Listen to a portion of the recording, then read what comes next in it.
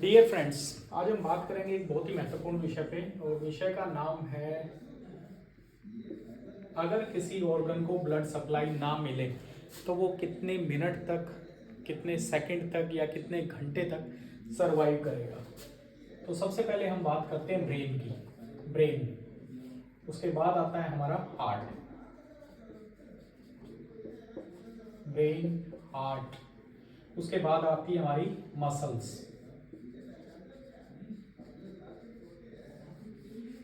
उसके बाद आता है हमारा लीवर और फिर आता है हमारा किडनी।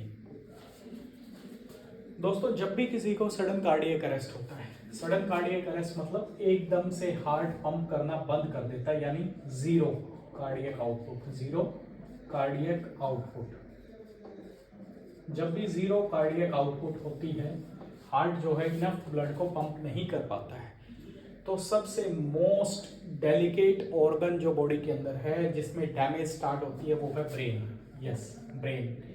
ब्रेन की जो हमारी सेल्स हैं, न्यूरॉन्स, अगर उनको 3 मिनट तक, 3 मिनट्स यानी 180 सेकेंड तक ब्लड नहीं मिले तो वो सेल्स की डेथ होनी स्टार्ट हो जाती है। सेल्स की डेथ होनी स्टार्ट हो जाती है।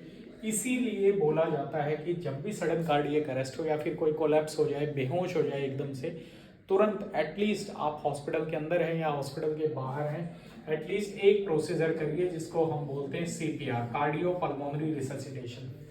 आम आदमी को या फिर किसी भी जो यंग मेडिकल स्टूडेंट्स हैं, डॉक्टर्स हैं, उनको लगता है सीपीआर देके हम हार्ट को बचा रहे हैं। नहीं, सीपीआर देके हमारी जो फर्स्ट प्रायोरिटी है वो प्रायोरिटी है ब्रेन को बचाने की, क्योंकि ब्रेन की सेल्स 3 मिनट से ज़्यादा सर्वाइव नहीं करेंगी अगर ब्लड नहीं मिलेगा। इसलिए फ्लैट करते हैं पर्सन को, सीपीआर देते हैं ब्रेन की सेल्स को सर्वाइव करने के लिए। हार्ट जिंदा रहता है 30 से 60 मिनट तक। 30 से 60 मिनट तक हार्ट की जो मसल्स हैं वो जिंदा रहती हैं अगर उनको ब्लड ना भी मिले। इसीलिए अगर किसी को हार्ट अटैक आ जाए तो आप आधे घंटे तक भी हॉस्पिटल पहुंच जाओ तो स्टंट डालने से उसकी जान को बचाया जा सकता है, बाईपास करके उसकी जान को बचाया जा सकता है, क्योंकि 30 से 60 मिनट तक और अप टू 90 मिनट्स तक जो मसल्स हैं वो सर्वाइव करती हैं।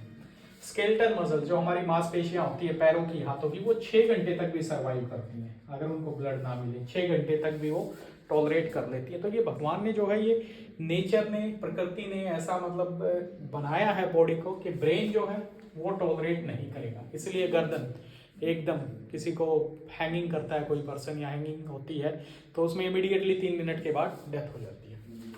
हार्ट की मसल्स है तो ये 30 से 60 मिनट तक सर्वाइव करती हैं। तो हम जब भी सीपीआर देते हैं, सीपीआर में हमारा टारगेट होता है ब्रेन को बचाने का, क्योंकि ब्रेन की जो, कई बार क्या है, हम सीपीआर देके आधे घंटे बाद भी सीपीआर देके हार्ट को रिवाइव कर लेते हैं लेकिन ब्रेन रिवाइव नहीं होता, क्योंकि ब्रेन की जो डैमेज है वो इरिवर्सिबल हो जाती है।